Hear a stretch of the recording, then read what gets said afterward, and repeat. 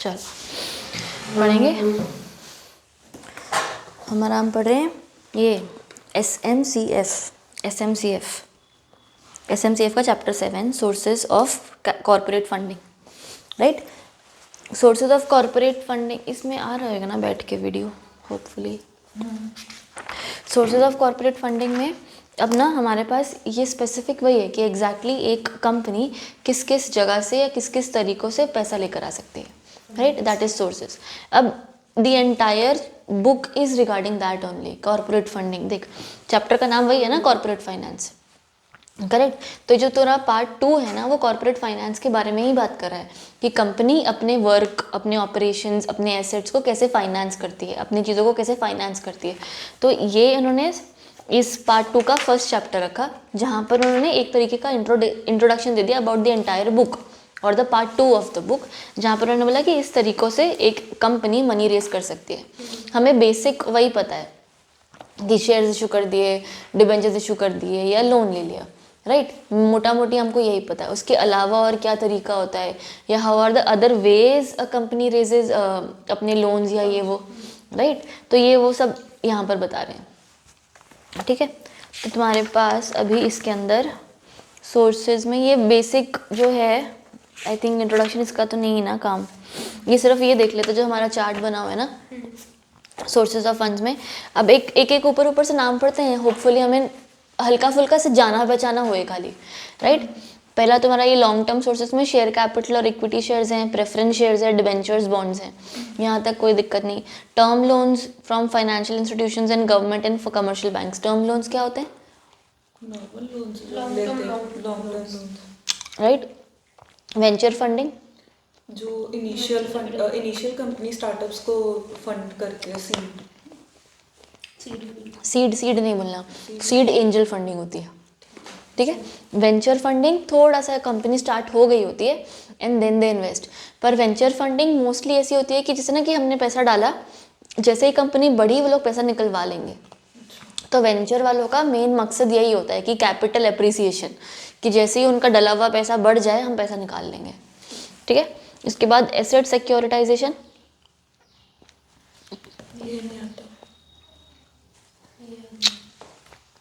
हमने CMSL में एक बार ऐसे कुछ सिक्योरिटीज़ की डेफिनेशन पढ़ी थी, याद है? उसके अंदर हमने स्क्रिप्ट्स और सिक्योरिटी रिसिप्ट्स ऐसे वर्ड पढ़े थे, कुछ याद है? फर्स्ट चैप्टर में है ये सिक्योरिटीज, इतना सा पैराग्राफ CMSL के, याद है? ऐसा कुछ याद है?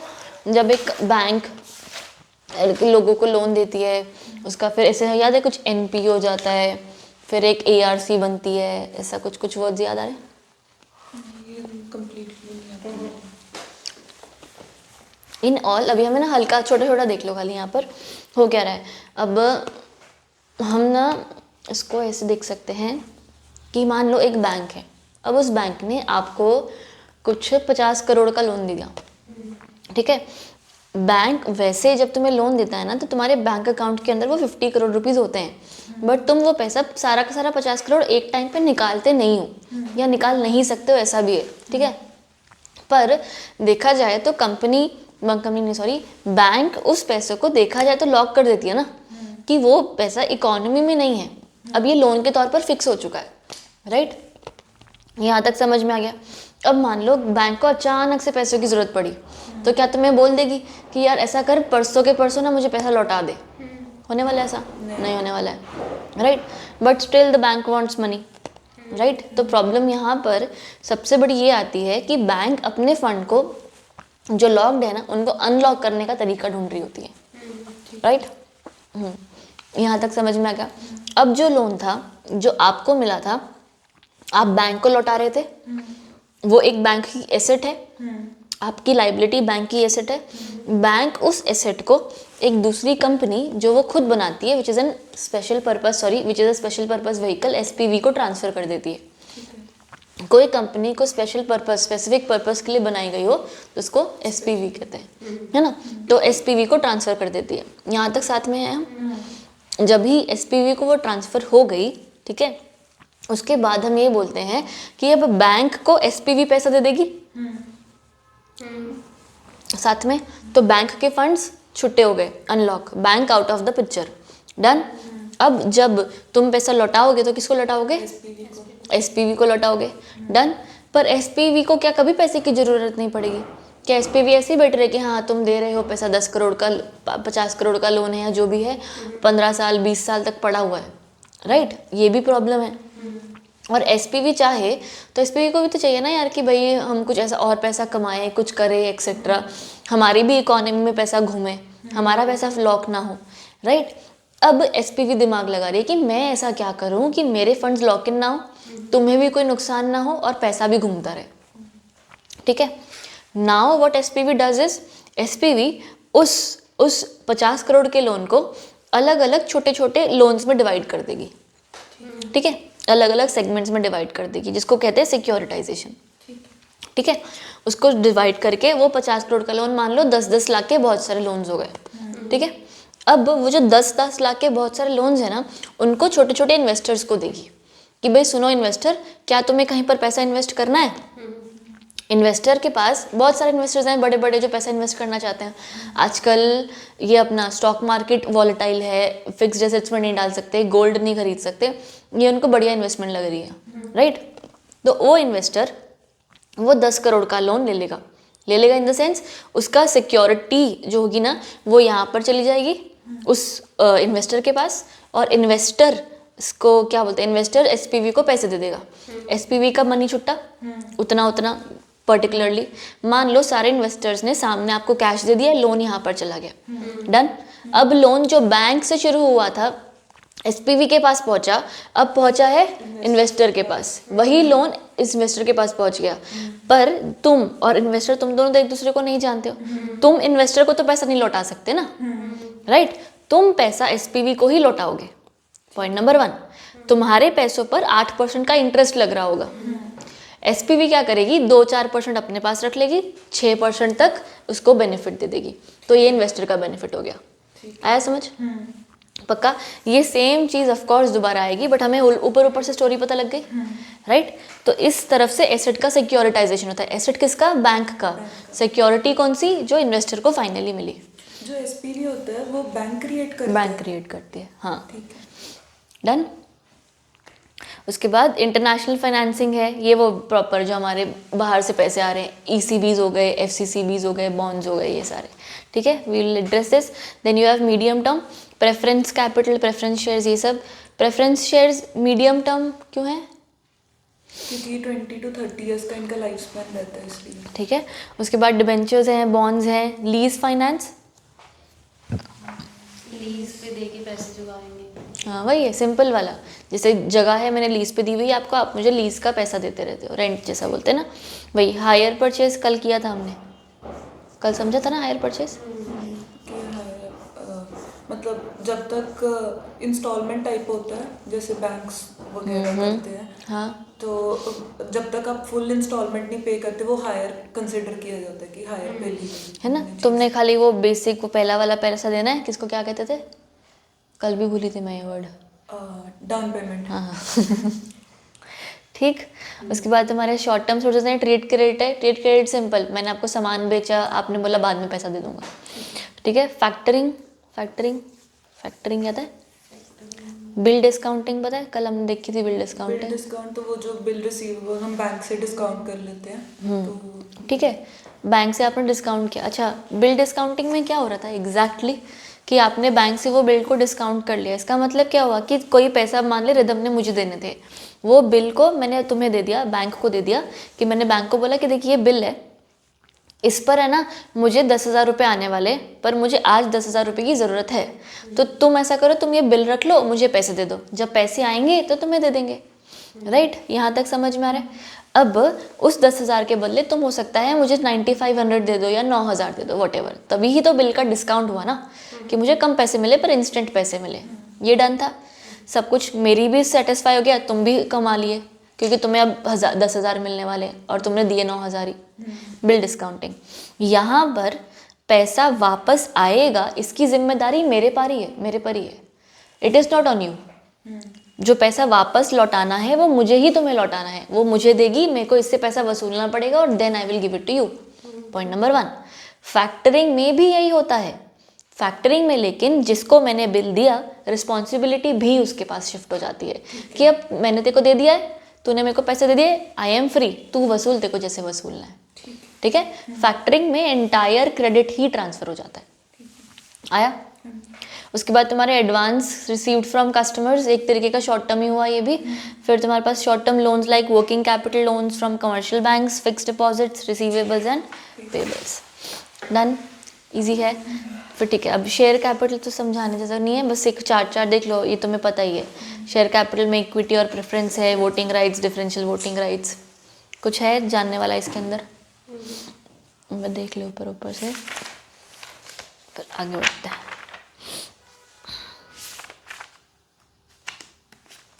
इसका आने का चांस भी नहीं लगता मुझे, ये थोड़ी पूछेंगे यार। इसमें जैसे AIF वगैरह ना, आगे बहुत कुछ है पूछने वाला। तो वही है जो हम पढ़ते नहीं सिर्फ। नहीं एक्विटी प्रेफरेंस हाँ, वैसे पता नहीं होता यार। पता है ड्राफ्टिंग में क्वेश्चन आया था, what are the types of resolution. सोचो रेजोल्यूशन का कितना बड़ा चैप्टर, प्रोफोर्मा, ये वो देख दाख के गए। टाइप्स ऑफ रेजोल्यूशन लिख रहे हम बैठ के, special resolution, ordinary resolution. Memory resolution कौन सी थी? मैं मेमोरी में तो ऑर्डिनरी, स्पेशल में लिख दो आई थिंक 4। इसमें बीच बीच में से पूछ सकते हैं, जैसे DDR के बारे में पूछ सकते हैं। हाँ, कुछ भी पूछ सकते हैं, और कोई इसमें पता नहीं। एडिशनल इन्फॉर्मेशन है जो लास्ट टाइम CMSL ने नहीं की। हाँ, थोड़ी DDR थोड़ी जो एक्स्ट्रा वाली है। मतलब मेरे को ना यकीन ही नहीं हो रहा था कि ये सवाल पूछा हुआ है। तो हमें भी तो फर्स्ट जो हमने CMSL का दिया था उसमें प्राइवेट इक्विटी का पूछा, और एक क्वेश्चन था what are other sources of finance. पे तो फिर भी कुछ है, फिर भी कुछ है, क्या था? इक्विटी डिबेंचर यही लिख के आना था, तो सोचा ही नहीं था हमने। है ना, कुछ भी पूछते हैं। एक क्वेश्चन आया था what are the changes the company will have to see if it changes from public to private. LTD remove हो जो जाएगा। ना पढ़ो तो वही देते हैं। इनका वही था, ESG का पेपर बहुत ज़्यादा ही इजी आ गया था। इस चक्कर में मुझे लगा था ये क्या पूछ लिया, ये तो पढ़ा ही नहीं था, हमने छोड़ा था। कुछ चीज़ें ऐसी हो जाती है ना, पर ठीक है, ऐसे मतलब almost what we studied was there, ऐसा सारा ही था। ऐसे ऊपर नीचे से नहीं था, ऐसे ठीक आया था पेपर। पूरा मॉर्निंग से आता है पर देते पता नहीं क्या है। ऐसे कि जो पढ़े ही ना हो। बट इट वाज गुड, मज़ा था। वही तो मैं बोल रही हूँ ना, मैंने पढ़ा होता तो ढंग का जाता ऐसा था। मैंने ESG पढ़ा था तो मेरा ESG अच्छा गया था। CMDD मैंने पढ़ा ही नहीं था। लेंथी था ये। हाँ, लेंदी तो सारी थे, मेरा तो छूटा भी है पेपर बहुत, काफ़ी और लिखने की तो स्पीड ही नहीं है, ये भगाई जा रही है। मैं इसको देख रही हूँ, मैं कितने पन्ने भर दिए। मैं शीटे ले रही, मैं पहले लगी। मैं इतनी स्लो, मैं ऐसे हो रही हूँ, मैंने ऐसे लिखी हूँ मैं पूरा पेपर। जान निकल रही है मेरी। और हाथ इतने दर्द कर रहे हैं, लिख लिख के पूरी उंगलियां खत्म ना हो। धर धर धर धर, सोचने का टाइम नहीं है आपके पास कि क्या पूछ लिया, क्या लिखना है, बस लिख लो। लिखते लिखते जवाब आ गया तो ठीक है। ये भी इम्पोर्टेंट नहीं है I think, governing regulatory framework. नहीं है, पढ़ते हैं, है ना। शेयर से पढ़ते हैं। हाँ, ये भी नहीं है, वरना सर खाली रेगुलेशंस के नाम दे दिए ना, नॉट फॉर एग्जाम लिखा ही हुआ है। इक्विटी शेयर्स हो गए, डिफरेंशियल राइट्स हैं, ये भी हमने हल्का फुल्का पढ़ा हुआ है ना। हाँ, ये तो कैरेक्टरिस्टिक्स खाली देख लेना इक्विटी शेयर्स के, जो 3 बुलेट पॉइंट्स है बस। वोटिंग राइट्स होती हैं, प्रॉफिट लेना, डिविडेंड, बोनस, सब कुछ उनको मिलेगा। और वाउंड अप के टाइम पर इक्विटी शेयर्स को पेमेंट मिलेगी, अगर सरप्लस बचा तो वो भी मिलेगी। कुछ इसमें है और दोबारा देखने वाला? पक्की बात, जय श्री डन। उसके बाद equity shares with DVR, section 43 अभी उन्होंने क्या बोला हुआ है, DVR वो शेयर्स होते हैं जिनमें वोटिंग राइट्स नहीं होती है, राइट? पता है? Differential voting rights, differential as to voting rights and dividend होता है ना, लेकिन ये तो voting rights share with differential voting rights आती तो इसमें कि भाई share capital, equity share capital I think 74% ऐसा कुछ होता है, पोस्ट इक्विटी शेयर समथिंग। जब भी शेयर्स DVR के तौर पर इशू होते हैं ना, अच्छा DVR है क्यों, नॉर्मल इक्विटी शेयर से काम चल रहा था ना, तो ये अचानक से DVR क्यों लेकर आए? अब फॉर एग्जांपल मैंने किसी कंपनी के 100 शेयर्स खरीद लिए, ठीक है, और लोगों के पास 10-10, 15-15 हज़ार, 2-2 लाख, 10-10 लाख शेयर्स हैं, मेरी वोटिंग कोई मैटर करेगी? जाके मैं वोट करके आऊँ, नहीं करेगी। ऑनलाइन मैंने वोट करनी नहीं है जाके, या मैंने करनी नहीं है, और जाके मैं जनरल मीटिंग में अटेंड करके वोट तो करने से रही कि प्रॉक्सी अपॉइंट करूँ, ये करूँ। I am least bothered about the meetings. मेरे को अपना रिटर्न चाहिए। I am a small investor, I want my returns. आ रहा आएगा तो ठीक है, नहीं तो मैं पैसा निकालवा लूँगी, राइट। तो जब भी एक इंसान, एक नॉर्मल इन्वेस्टर जब शेयर्स खरीदता है ना, ठीक है, तो वो उस हिसाब से खरीदता है कि उसको रिटर्न्स चाहिए। एक सबसे बड़ा है कि भाई हाँ, शेयर होल्डर के पास वोटिंग राइट होती है। अरे किसको चाहिए voting right? Voting right directors, members, उनको वहाँ पर चाहिए। We don't want, even if we have, it is मतलब नॉट इफेक्टिव। हमारी वोटिंग राइट से कोई फ़र्क नहीं पड़ेगा। तभी तो डीवीआर्स आए थे।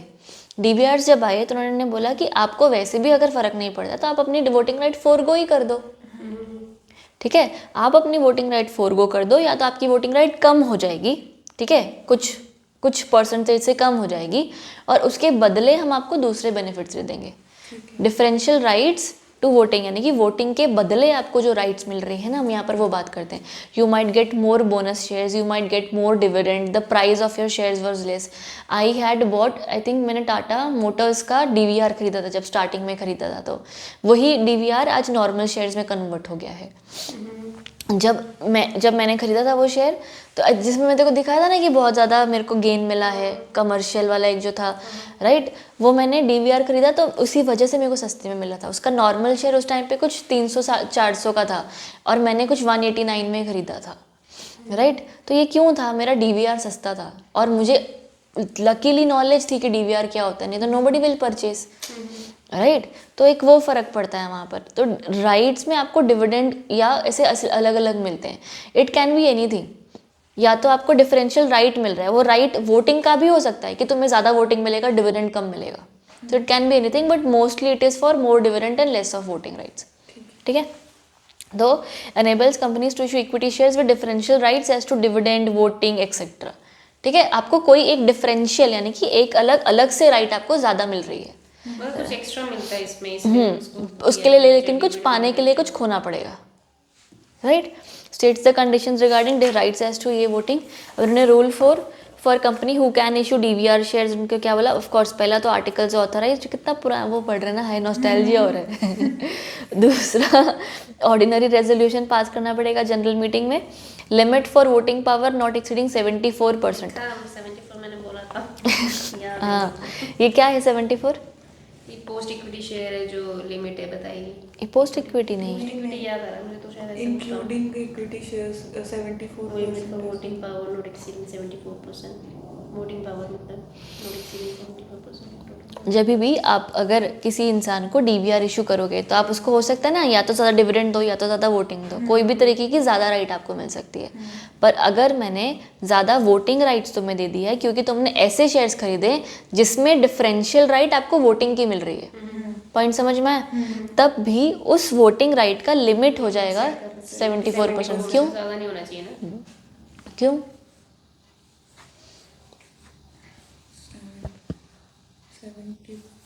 4 ही क्यों? 70 क्यों नहीं? 80 क्यों नहीं?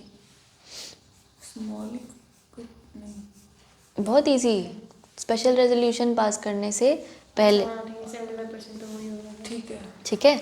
तो हमने ये कोशिश करी कि ऐसा ना हो कि डीवीआर वाले अपने आप में एसआर पास कर लें, ठीक है। राइट। तो एक हमने वो बोला कि भाई वैसे तरीके से मेजॉरिटी ना हो जाए। एक हमने ऐसे बोला कि एक तरीके की नेगेटिव मेजॉरिटी बोलते हैं ना, कि 25% बाकी लोगों के पास रहेगा, तो if they want they can restrict people from taking such kind of decisions, ऐसा, ठीक है। तो उन्होंने यही बोला कि जो भी आपके पास वोटिंग राइट मिल जाएगी अगर through a DVR share, that should be restricted to 74%। Done है यहाँ तक। अब नो डिफॉल्ट्स, द कंपनी ने कोई फाइनेंशियल या ये वो डिफॉल्ट ना किए हो। अगर आपने किए हैं तो आप डीवीआर इशू नहीं कर सकते, है ना। Financial return for 3 years, no subsisting default to declare dividend और रिडम्पशन ऑफ प्रेफरेंस शेयर्स, और मेच्योर डिपॉजिट्स को रीपेमेंट में कोई डिफॉल्ट नहीं किया, और has not defaulted in the payment of the dividend of preference shares और रीपेमेंट ऑफ ये PFIs एक्सेट्रा, राइट। ये तो हमको समझ में आता है। डन। उसके बाद तुम्हारा next E point, company has not been penalised during the last 3 years under all of these acts. RBI हो गया, SCRA हो गया, FEMA हो गया, राइट। उसके अलावा conversion of existing equity shares into DVR and vice versa is not possible. अगर आपको DVR शेयर्स चाहिए तो आपको इशू ही करने पड़ेंगे, ठीक है, इन्होंने ये बोला company shall not convert it's existing equity shares with voting rights into equity shares capital carrying differential voting rights and vice versa. अच्छा नहीं होता तो फिर मेरे को गलत लग रहा होगा। नहीं मतलब ठीक है, हम कन्वर्ट नहीं कर सकते ना ऐसे। हाँ नहीं वो मैं बोल रही हूँ ना कि शायद मैंने जो शेयर्स लिए थे वो ही डीवीआर वाले बन गए थे या कुछ, पर और हाँ मुझे याद आया वो कन्वर्ट नहीं हुए। उन्होंने क्या किया, क्योंकि मैंने उस कंपनी में इन्वेस्ट कर रखा था और डीवीआर शेयर्स उन्होंने ख़त्म कर ही दिए थे, तो उन्होंने मुझे अपने आप ही न्यू शेयर्स इशू कर दिए थे। ऐसा शायद कुछ था, आई डोंट रिमेंबर अच्छे से, बट ठीक है as per the book conversion नहीं होता। Then you have rights of members. Maintained 33 shall contain all the relevant particulars of shares so issued along with details of these। ठीक है, तो मतलब वैसे जो शेयर की राइट्स होती हैं, वोटिंग हो गई, डिविडेंड मिलना, बोनस राइट्स जो भी होती हैं वो तब आपको मिलेगा, प्लस जो इसके अंदर लिखा होगा वो भी मिल जाएगा। Right, the holder of equity shares with differential rights enjoy all other rights such as वही bonus rights etcetera which the holder of equity shares are entitled to subject to differential rights with which such shares have been issued। Done है। उसके अलावा company ABC private limited wants to issue shares with differential voting rights up to 40% of its share capital। Can it do so? Yeah, 74 तक Specifies कि भाई the voting power shall not exceed 74%। तो भाई हमने बोल दिया कि हाँ ठीक है चलेगा। Done, it is with in the limit. ऐसा कैसा बचता है दरवाजा, मेरे को समझ में, सब तो बंद है बाहर, कहाँ वहाँ कांच बंद, यहाँ बंद, इसके वजह से हो रहा है। यही लेके आते हैं भूत। अब उस साइड का खुला है ना शायद डोर, उस साइड का भी, वॉशरूम का भी वो खुला है, हवा इधर से उधर से पास हो रही है। ठीक है फिर प्रेफरेंस शेयर्स, प्रेफरेंस शेयर्स क्या होते हैं? which are not equity shares, जिनको प्रेफरेंस पहले मिलेगी इक्विटी शेयर्स से। हाँ बोल बोल बोल। रिडीमेबल हो सकते हैं। हाँ शाबाश, हाँ सही तो बोलते, घबरा क्यों जाती है बोल के? तेरा 90% ऑफ द टाइम जवाब सही होता है। मुझे नहीं लगता ना बस। तो वही तो इसलिए तो बोल रही हूँ घबराया मत कर, सही होता है, कॉन्फिडेंट रहा कर। जो रिडीमेबल भी हो सकते हैं, 20 ईयर्स तक रिडीम करना है, इंफ्रास्ट्रक्चर वाले 30 ईयर्स तक कर सकते हैं, 21st ईयर से उनको 10% वापस देना पड़ना शुरू करना पड़ेगा। आया ठीक, तो वही they have preference over equity. बहुत पहले पढ़ा था प्रेफरेंस, हाँ अभी याद आया। They have preference over equity. They have preference over equity किस हिसाब से, जब उनको अगर डिविडेंड मिलना है तभी भी पहले देखा जाएगा, क्यों? क्योंकि उनको ना फिक्स्ड अमाउंट पर डिविडेंड मिलता है, अगर कंपनी ज़्यादा कमाएगी तो भी उनको उतना ही डिविडेंड मिलेगा, है ना, एक ऐसा था। उसके अलावा जब भी कंपनी अगर मान लो वाइंड अप कर रही है, वाइंडिंग अप के टाइम पर भी प्रेफरेंस शेयर्स को पहले पैसा दिया जाएगा, अगर प्रेफरेंस पहले दी जाती है मतलब। हाँ पहले प्रेफरेंस दी जाती है, बस बात खत्म। राइट, पेमेंट ऑफ डिविडेंड इधर एज फिक्स्ड अमाउंट और an amount calculated as fixed rate पर उनको डिविडेंड मिलता है। Repayment in case of winding up उनको प्रेफरेंस मिलता है। डन है। उसके बाद तुम्हारा capital shall be deemed to be preference capital मतलब क्या है? Repayment in the case of winding up. अब जैसे मान ले हम सब कंपनी के अंदर शेयर होल्डर्स हैं, जिसमें से तू प्रेफरेंस शेयर होल्डर है, हम दोनों इक्विटी शेयर होल्डर्स हैं। कंपनी बंद होएगी तो कंपनी आपको आपका पैसा लौटाएगी ना, जो जो तूने इन्वेस्ट किया है। मैंने किसी कंपनी में 10,000 रुपये डाले, मेरे को मेरे 10,000 चाहिए ना वापस, राइट, तो वापस मिलेगा। अब मान ले कंपनी का हाल ख़राब हो गया जब तक वो बंद हो रही थी, तो वो पहले तुझे पैसा लौटाएगी, बचा तो हमें लौटाएगी। ठीक, उसके बाद who can issue redeemable preference share, सारे कर सकते हैं, तो कोई दिक्कत नहीं है।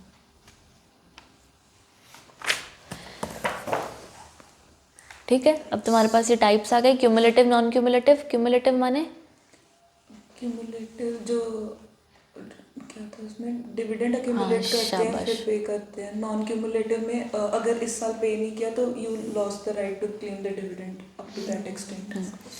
हाँ ऐसा ही था। फिक्स्ड जब प्रेफरेंस शेयर्स थे तो उसमें आपको फिक्स रेट पर डिविडेंड मिलता है, अगर और आपको हर साल मिलता है डिविडेंड, ऐसा होता है।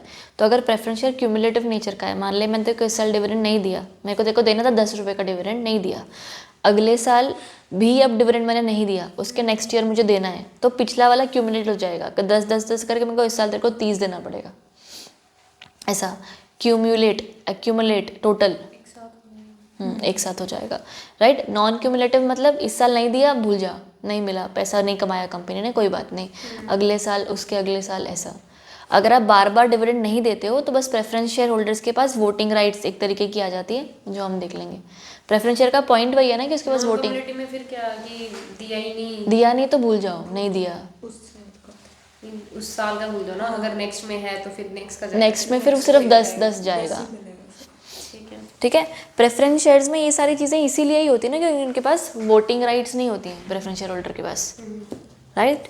तो अगर वोटिंग राइट्स नहीं होती तो वो बाकी सब कुछ आपको दे रहे हैं बेटर तरीके से, तभी तो बोलते हैं ना वैसे भी कि अगर मुझे किसी कंपनी का प्रेफरेंस शेयर मिले ना तो I will prefer to purchase preference shares, क्योंकि हमको इतना ज़्यादा तो है नहीं कि भाई मेरे को बहुत ज़्यादा कमा लेना है। मैं इक्विटी शेयर्स भी ऐसे इन्वेस्ट करती हूँ जो कम रिस्की हों, तो प्रेफरेंस ही खरीद लेती हूँ। द सिक्योरिटी का नेचर ही लेस रिस्क वाला हो जाएगा, डिविडेंड्स मुझे मिल जाएंगे पक्का, और साथ के साथ वोटिंग मुझे मिलनी नहीं, वोटिंग मैंने करनी नहीं, राइट। नेक्स्ट है तुम्हारे पास कन्वर्टेबल। नॉन कन्वर्टेबल क्या होता है? जो कन्वर्ट हो सकते हैं इक्विटी शेयर में। शाबाश, डन। पार्टिसिपेटिंग, नॉन पार्टिसिपेटिंग, जिनको सरप्लस में और सरप्लस एसेट्स में वो मिलता है, शेयर मिलता है, वो पार्टिसिपेटिंग नॉन पार्टिसिपेटिंग को नहीं मिलता। अब जैसे कि मान ले कंपनी हो रही है बंद, ठीक है, एग्जाम्पल के तौर पर, और कंपनी ने, उस कंपनी के पास लाइबिलिटीज थी, सिक्योर्ड क्रेडिटर्स ये वो सब थे कुछ 100 रुपए के, ठीक है, और ऐसे ऐसे करके उनको सबसे पहले पैसा लौटाएंगे, उसके बाद प्रेफरेंस, उसके बाद equity. Now if the company has earned around 600 rupees, done है, तो उसने सिक्योर्ड को लौटा दिया पैसा, 500 बच गया, उसमें से प्रेफरेंस शेयर्स का जितना पैसा आया हुआ था 100 रुपये और लौटा दिया, 400 बच गया, इक्विटी शेयर होल्डर्स का 200 वो भी दे दिया, राइट। अब 200 बचा है, अभी भी कंपनी के पास मतलब सरप्लस पड़ा है, ये एक्स्ट्रा पैसा पड़ा है। जब भी एक्स्ट्रा पैसा पड़ा होता है ना, तो वो एक्स्ट्रा पैसा वैसे इक्विटी शेयर होल्डर को मिलता है। क्यों? क्योंकि हमने रिस्क लिया, तुमने रिस्क थोड़ी लिया। प्रेफरेंस होल्डर को तो पहले से ही पता है ना कि मैं रिस्क नहीं ले रहा हूँ, मुझे जितना पैसा मिलना चाहिए मुझे उतना ही मिलेगा। इक्विटी वाले ज़्यादा पैसा के चक्कर में ही रिस्क लेते हैं, ये वाला उनका गया पैसा तो उनका ही जाता है, मिलता है तो उनको ही मिलता है, राइट। जब भी पार्टिसिपेटिंग प्रेफरेंस शेयर्स होते हैं ना, तो उनको एक हक दिया जाता है कि आप वो सरप्लस वालों से भी पैसा ले सकते हो, हमको मिल जाएगा और एक्स्ट्रा, फिर और कुछ बचा तो वो तुम्हें और एक्स्ट्रा मिल जाएगा पैसा। आया?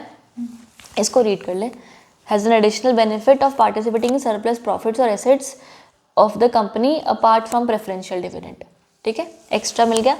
The non participating are those who are not entitled in the ये, ठीक है।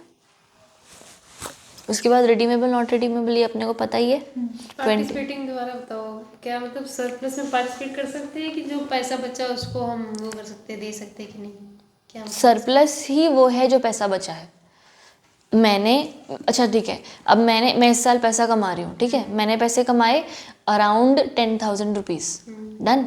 अब वो 10,000 कमाने के बाद मेरी कुछ खर्चे, कुछ लाइबिलिटीज़ होंगी। मैंने किसी इंसान ने 4,000 तक का लोन लिया था, 4,000 तक का लोन लिया था, तो मैंने 10,000 रुपये कमाया, 4,000 का लोन है। सबसे पहला मेरा लाइबिलिटी क्या होगा कि मैंने अपना ये तो पहले चुकाऊँ, राइट। तो मैं वो काम ख़त्म कर दूँगी। मैंने सारे मेरे एक्सपेंसेस और सारे मेरे लाइबिलिटीज़ ख़त्म करके, मान ले 4,000, 4,500, 6,000 तक का मैंने खर्चा ख़त्म कर दिया। बचा कितना मेरे पास? अभी सिर्फ 4,000। अब वो 4,000 में तुम लोगों ने मेरे में इन्वेस्ट किया था कि भाई आप पैसा कमाओ, प्रॉफिट्स हमें बांटना, तो you are my share holders, right. जो प्रेफरेंस शेयर होल्डर होता है उसको एक फिक्स्ड अमाउंट ऑफ डिविडेंड मिलता है, खत्म। इक्विटी शेयर होल्डर्स को जितना ज़्यादा कंपनी प्रॉफिट करेगी उतना ज़्यादा डिविडेंड मिलेगा, ये हमको पता है, राइट। जब कंपनी बंद हो रही होती है और सारा पैसा लौटा दिया जाता है, प्रेफरेंस शेयर होल्डर का भी, इक्विटी शेयर होल्डर का भी, उसके बाद जो बचा है पैसा उसको कहते हैं सरप्लस। सब कुछ दे दा के जो बच गया वो अभी भी सरप्लस है, ठीक है, सरप्लस प्रॉफिट, प्रॉफिट के ऊपर भी कुछ बच गया हमको, डन। उस सरप्लस प्रॉफिट का हक आइडियली इक्विटी शेयर होल्डर का होता है, आइडियली। पर अगर इस कंपनी ने जो शेयर्स इशू किए थे प्रेफरेंस वाले, वो पार्टिसिपेटिंग प्रेफरेंस शेयर्स थे, तो उस सरप्लस पर हम पार्टिसिपेटिंग प्रेफरेंस शेयर्स को भी हक देते हैं कि भाई चल कोई बात नहीं, तुम्हारा शेयर ऐसा था तो तुम्हें हम सरप्लस में भी कुछ हक देंगे। तो equity share holders will earn, जो बचा हुआ पैसा है उसमें से और कुछ बच गया अगर इक्विटी वालों को देने के बाद। वैसे हमेशा प्रेफरेंस को पहले प्रेफरेंस मिलती है ना, पर सरप्लस के टाइम पर पहले इक्विटी को प्रेफरेंस मिलती है कि तू कमा ले क्योंकि तूने रिस्क लिया, उसके बाद भी कुछ बच गया तो हम तुम्हें दे देंगे, मतलब प्रेफरेंस शेयर को दे देंगे इक्विटी के बाद, अगर कुछ बचता है तो। बचता है तो। नॉन पार्टिसिपेटिंग होता ना अगर, तो सारा का सारा इक्विटी को मिल जाता, बचाते ही नहीं हम कुछ। आया समझ? ठीक है। डन? पक्की बात। उसके बाद रिडीमेबल नॉन रिडीमेबल, ये डन है। बताया मेजोरिटी डेट है, इंफ्रास्ट्रक्चर कंपनी होगी तो 30 नहीं तो 20 है ना।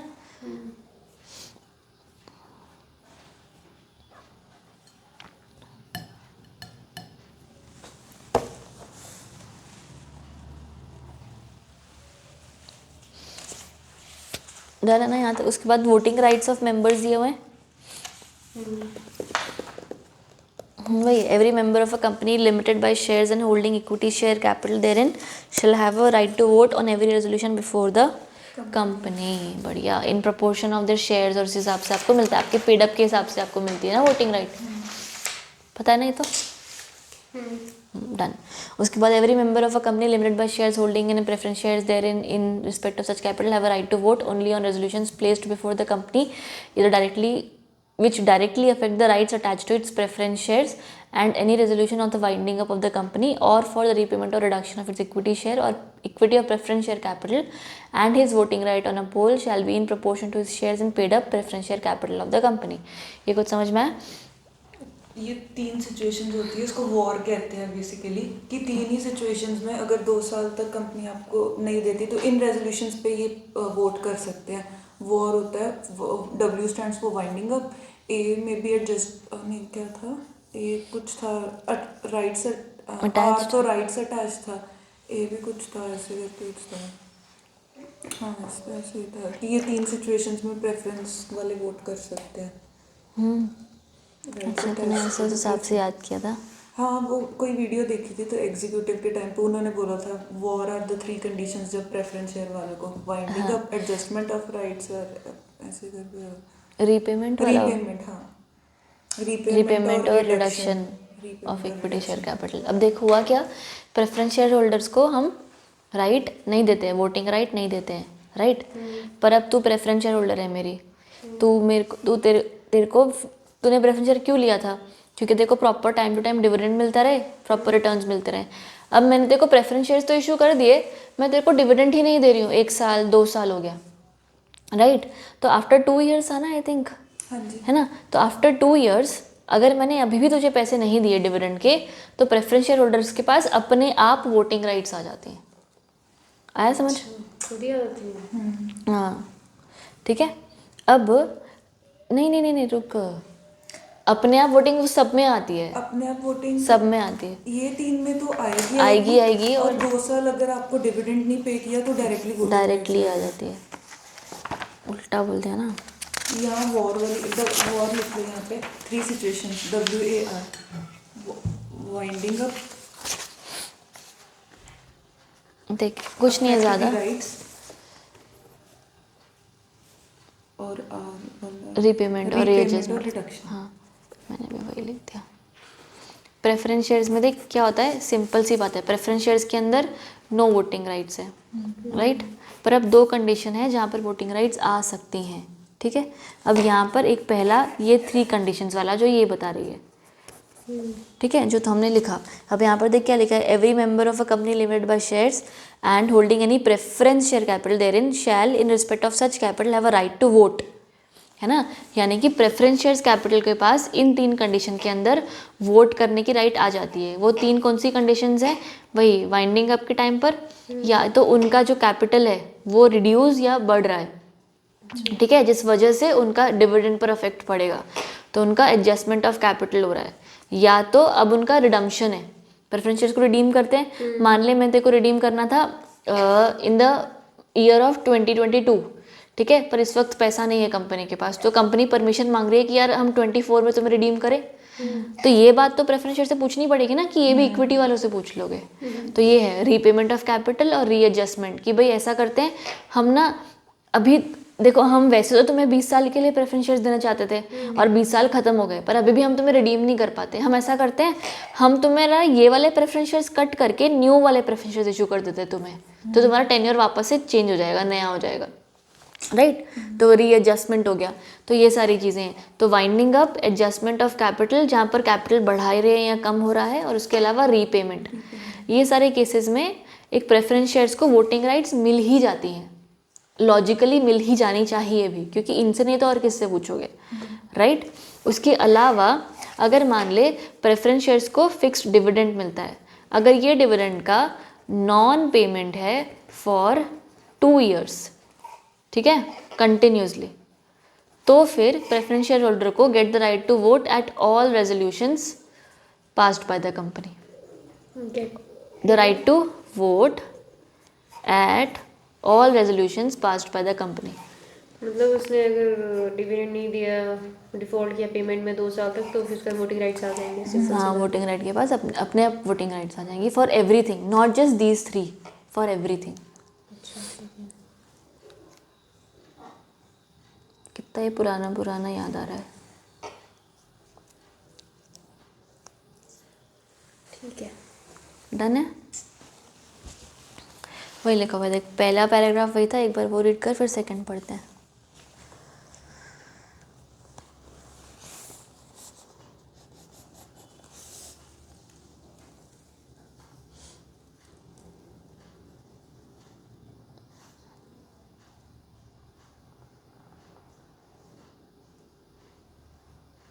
डन है, ठीक है। वही सेकंड में भी है कि प्रोपोर्शन आपको वही मिलेगा जो इक्विटी शेयर होल्डर्स का होता है।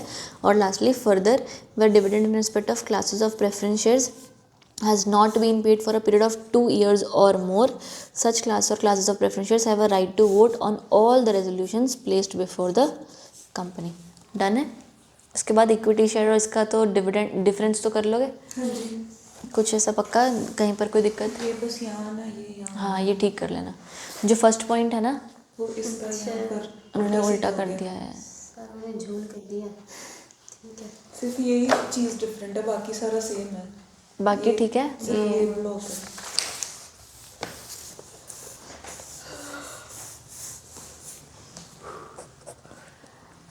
चलो टाइप्स ऑफ इशू अभी यही इसी से ही पढ़ लेते हैं, नीचे जिन्होंने बनाया हुआ है ना।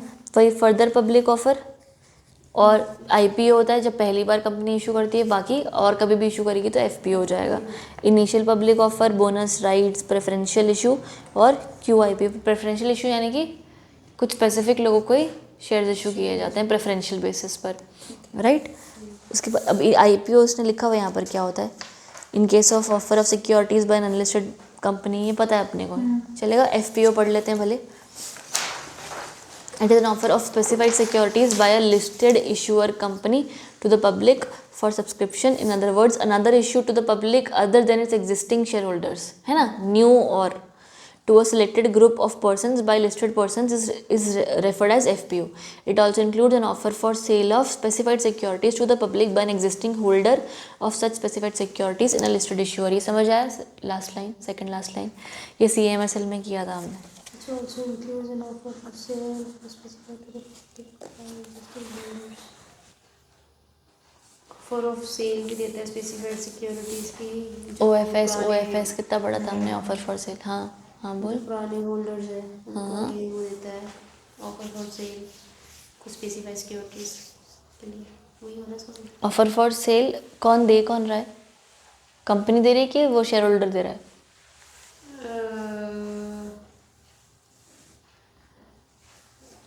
शेयर होल्डर किसको दे रहा है? पब्लिक को। शाबाश, ठीक है।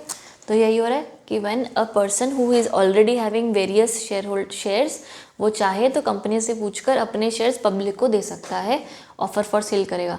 इसका फ़ायदा क्या होगा कि उसको वो हाईएस्ट बिडर को शेयर्स दे सकता है, राइट। अभी हो गया राइट्स इशू, तो पता ही आपको, एग्जिस्टिंग शेयर होल्डर को प्री डिटरमाइंड प्राइस पर उस रेशियो में एक आपको और एक्स्ट्रा शेयर्स मिलते हैं, ये पता है। डन है। Next, preferential allotment. It refers to an issue where listed issuer issues shares or convertible securities to a selected group of persons on a private placement basis. It is called a preferential issue. It does not include an offer of specified securities made through employee stock option or employee stock purchase scheme, and issue of sweat equity or depository receipts issued in country outside India. इसके अलावा अगर हम किसी selected group को दे रहे हैं तो आपका प्रेफरेंशियल इशू माना जाएगा। एम्प्लॉयज़ के अलावा, स्टॉक ऑप्शन या ईसॉप्स के अलावा, डिपॉजिटरी रिसिप्ट्स के अलावा और आउट ऑफ इंडिया के अलावा अगर हम किसी सिलेक्टेड ग्रुप को दे रहे हैं तो वो प्रेफरेंशियल इशू होगा। The issuer is required to comply with various provisions. Done. पक्का ना? QIB में क्या है? It refers to issue of listed entity to only a qualified institutional buyer, ठीक है? QIP डिफाइंड है, ठीक है? उन QIPs को जब आप QIBs को, क्वालिफाइड इंस्टीट्यूशनल बायर्स को QIP करते हो, क्वालिफाइड इंस्टीट्यूशनल प्लेसमेंट करते हो उसको, बस अब यहाँ पर हम वही बोलेंगे एज पर ICDR रेगुलेशंस आपको वो करना है। और इसी ही हिसाब से इसमें ही ऑफर फॉर सेल भी आता है, इसमें भी ऑफर फॉर सेल आता है, an offer for sale by promoter और promoter group on private placement basis. On private placement basis क्यों? क्योंकि पब्लिक को नहीं कर रहे हैं ना, सिर्फ QIPs को कर रहे हैं। आया? उसके बाद हमारा bonus issue of shares means additional shares issued by the company two is existing. वही है कि भाई विदाउट एनी कॉस्ट, फ्री में देते हैं ना, फ्री ऑफ कॉस्ट।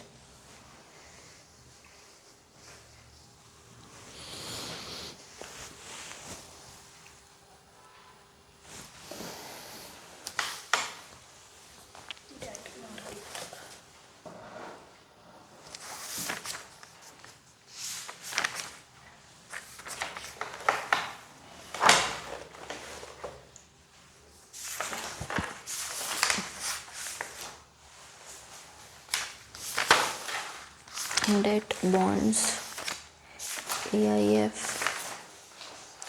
इसको बंद कर तो मैं डिस्ट्रीब्यूटर डालूंगी ना जो।